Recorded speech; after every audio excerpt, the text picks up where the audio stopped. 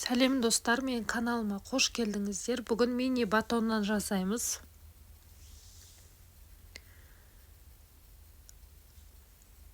Жылы сүтімізге тұз бен ашытқымызды салып аламыз. Жақсылап араластырамыз. Бөлме температурасындағы сары майымызды қосамыз.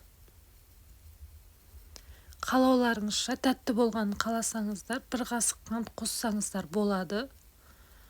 Ұнымызды ұн електен өткізіп, бірнеше бөлікке бөліп саламыз.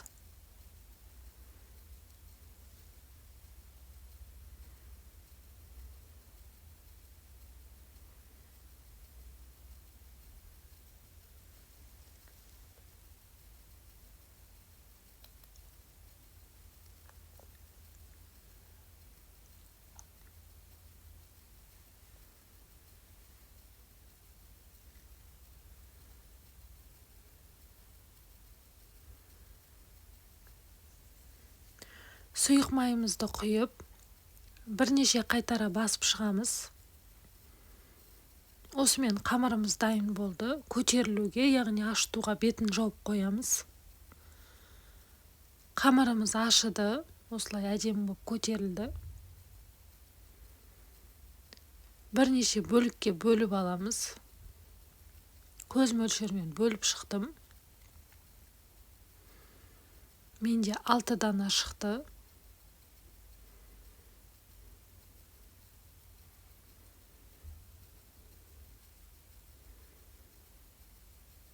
Осы қамырларымыздың формасын енді келтіреміз. Үстінен осылай басып,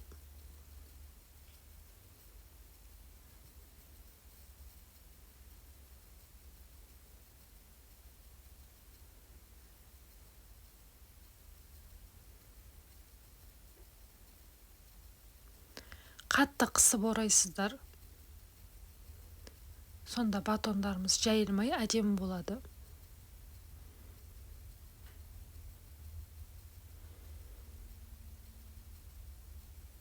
Формамызға саламыз.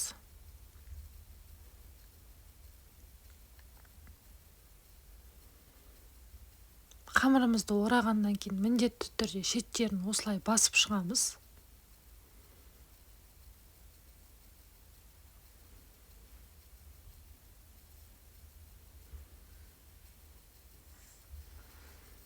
Пышақпен бетін осылай тіліп шығасыздар, сонда піскенде әдемі батон сияқты болады.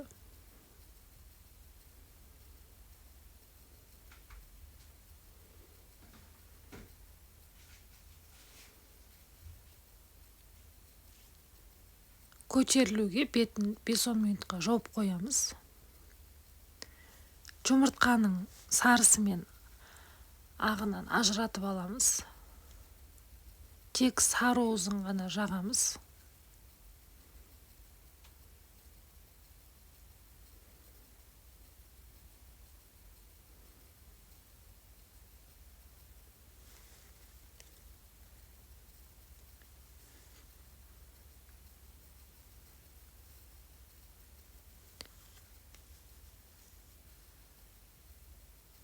Қалауларыңызша күнжіт сепсеңіздер де болады.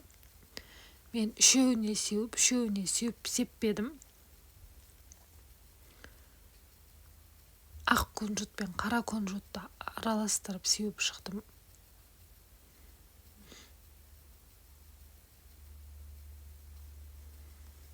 Нандарымызды 180 градуста 20-25 минут пісіріп алдым. Осымен батон нанымыз пісті.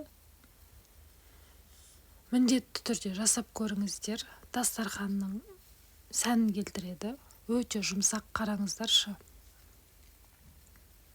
Дәмі деген енді керемет болып шықты. Сіздер де жасап көріңіздер. Міндетті түрде менің каналыма тіркеліп алыңыздар.